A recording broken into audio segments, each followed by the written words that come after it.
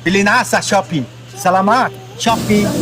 Hi guys! Welcome back to my YouTube channel. This is me again, Mai. Isa ka rin ba sa laging exceed limit noon kay Shopee tuwing magkiklaim ka ng Puregold Voucher? Next, this is good news. After 2 weeks na lagi na lang hindi makaklaim kay Puregold Voucher dahil laging exceed limit.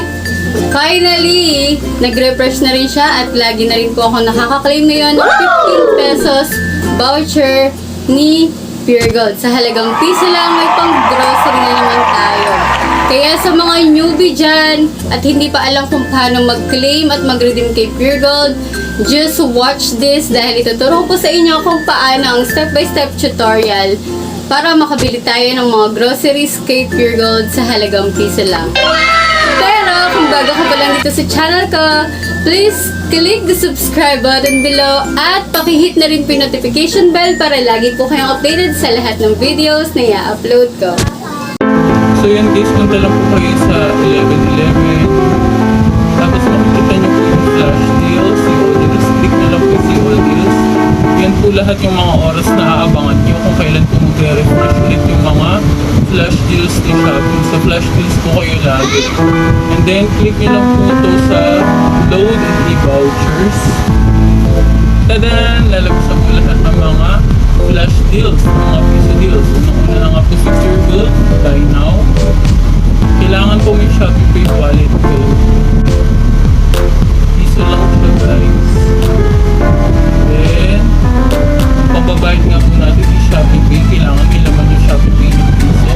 Tapos dito po yung coins na pwede yung i-redeem. Kaya lang pag Shopee Pay na piso-piso lang, hindi kayo pwede mag-redeem ng coins. Pero pagka pwede, yung mga 20 pesos, ganyan, 15, click nyo lang. Pero sa piso-piso deals, yun na, yung wallet balance ko sa pesos. Lagay nyo lang po yung pin.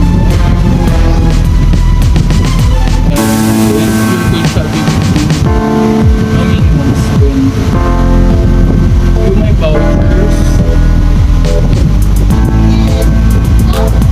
So paano nyo makikita kung nasaan lahat yung mga vouchers na nabili nyo? Pero kung sakali ito pa pwede nyo piliin. Scroll nyo lang po para makita nyo lahat ng mga piso deals items sa Shopee sa flash deals. Makikita lahat. Paano malalaman kung nasaan yung mga vouchers na nabili nyo sa Puregold? Click nyo lang po itong me. Ito guys. Tapos kung may vouchers. Ayan, makikita nyo po dyan lahat. Pero mas makikita nyo siya dito sa scan and pay. Ayan. Scan and pay guys. Yan na lahat ng mga nabili natin items sa halagang piso. And then pag gagamitin na natin guys si Puregold Shopee Pay dito, click nyo lang tong use. Ito guys, use. Pagka-click nyo yan guys, gamitin nyo tong QR barcode. Yan. Dinalagay nyo po yung Shopee Pay pin ulit.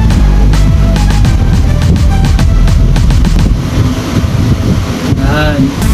Itong QR code na to guys, ito yung gagamitin yung pambayad, take a share. Sabihin nyo lang po Shopee Pay voucher. So ito guys yung malilis pagka bumili kayo, 15 pesos. 15 pesos. Ito nyo ba? Tapos, halimbawa po ay gusto nyo maka-discount pa, pwede po dito. Gagamitin nyo po yung coins nyo kung may coins po kayo.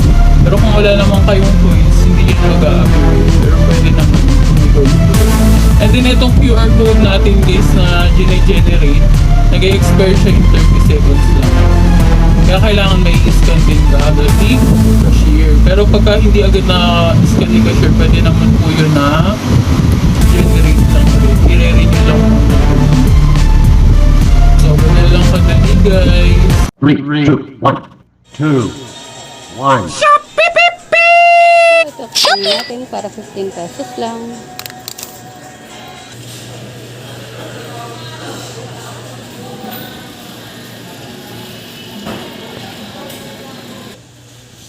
Then ito guys, ketchup. for only 50. Balik. So, ganun lang kadali guys. Okay mo. Ayan na.